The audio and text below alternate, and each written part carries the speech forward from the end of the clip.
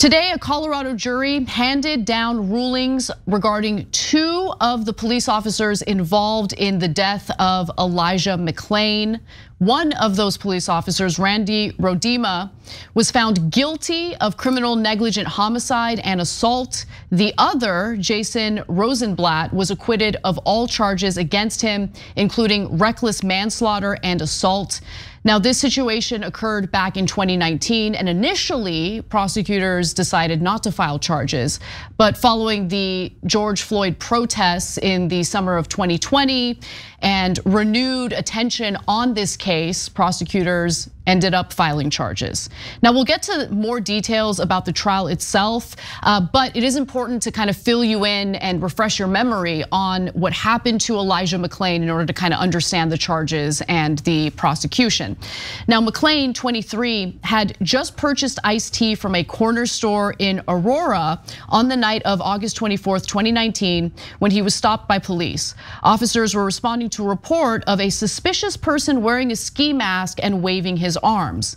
Now, he was wearing a ski mask, there was surveillance film, but he went to the cashier, he paid for the items, he didn't do anything wrong. McClain's family had said that he wore the mask because he had a blood disorder, which often made him feel cold. And so to stay warm, he covered all of his body, including his face. Officers questioned McClain before they tackled him, believing he was reaching for one of their guns. Officer Nathan Woodyard was set to go on trial this week, then put McClain in a chokehold that forced him into unconsciousness. And then, making matters worse, a pair of responding paramedics, also set for trial later this year, injected McClain with ketamine to sedate him after police video showed him writhing on the ground saying, "I can't breathe, please," and throwing up. Now, I remember watching the video of this, and McClain couldn't understand why they were targeting him. He had done nothing wrong. He was asking questions. They put him in a chokehold, and he was resisting arrest because he didn't understand why they were going after him. And then when the paramedics showed up, they injected him with an insane amount of ketamine, and he was a very thin guy. And the ketamine, we'll see what happens with the trial, but I believe, this is my opinion, that the ketamine ended up killing him in addition to the chokehold. Cenk. Yeah, so a couple of the videos we've done stick with me. A lot of them stick with me, but 2 that really stick out is actually the guy, and I've said this a couple times before, the white guy in the hotel room who was crawling around on the knees, and they kept telling him, put your hands up, put your hands down, put your hands up, put your hands down. It was impossible to follow those orders, and then they shot him right there in the hallway. It was when he was obviously not a threat. It was like one of the grossest ones I've seen.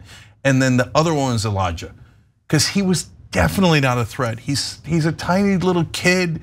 He obviously was No, he's not a kid. He was 23 years old, but he was very thin and okay, to me, I'm 53, 23 is a kid. But you're right, let's be accurate about it. He's not underage. But he's a little guy, he was like no threat at all. He's like totally perplexed, like what's going on? I'm like, how could they not see that he's not a threat? It's weird how like brutal they're being to this poor, what I would call a kid, but this poor young guy. And then they injected with so much ketamine on top of everything else, he died. So that's why this one, the result here is really important and telling. So now, minutes after paramedics had injected him with ketamine, McClain went into cardiac arrest and passed away 6 days later. Now, the trial began last month. Both officers pleaded not guilty to their charges. Now, the prosecution argued that the officers used excessive force and that the body cam footage shows that even though McClain repeatedly states that he cannot breathe, the officers did not alert anyone of McClain's condition, let alone ease up on him. No reasonable police officer could believe that this was appropriate for someone who was handcuffed, said prosecuting attorney Dwayne Lyons. Now, while the defense did not call up any witnesses, the prosecution did in fact have several. A pulmonary critical care physician testified he believed the young man would not have died if paramedics had recognized his issues and intervened.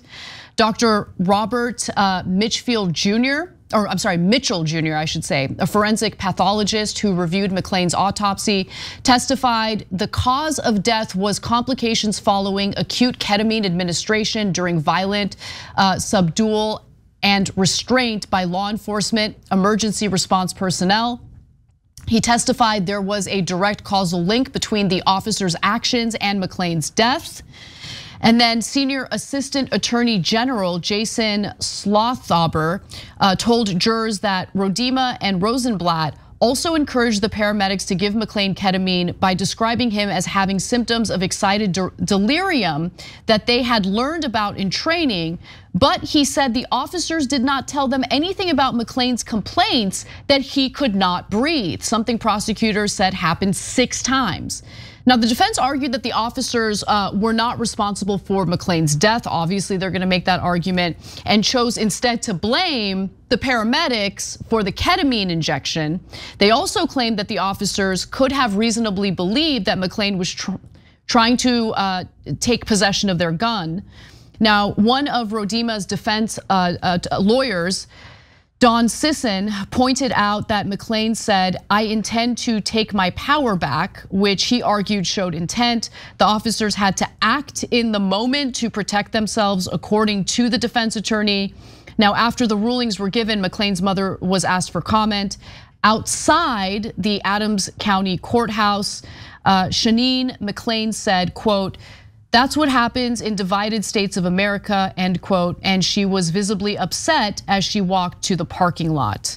So there will be more trials to come in regard to what happened to Elijah McClain, a 3rd officer, Nathan Woodyard, and 2 of the paramedics who were involved in the ketamine injection, Jeremy Cooper and Peter Sikchuniak, are set to go on trial in the coming weeks. They have also pleaded not guilty. Cenk. Yeah, so look, I wasn't in the jury, of course, and so I can't tell if they were right to acquit Rosenblatt because it depends. It totally depends on what the role of each individual was.